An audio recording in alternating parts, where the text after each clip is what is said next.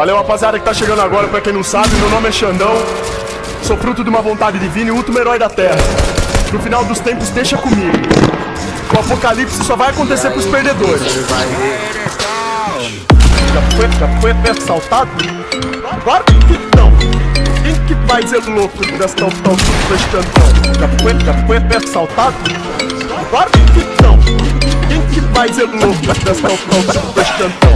Já foi assaltado? Agora que não. Quem que vai ser louco dessa tão prestando? Já foi assaltado?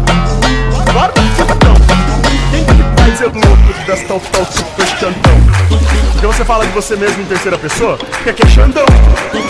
Meu Deus, Xandão, a gente vai morrer. Falei, relaxa que no fim da escuridão tem Xandão. Se capotar, só segura no braço do Xandão que ninguém morre.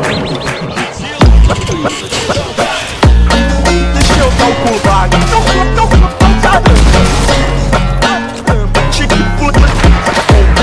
Deixa eu dar o cu vaga.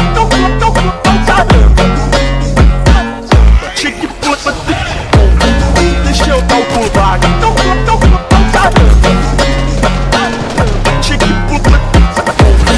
Deixa eu dar o cu vaga.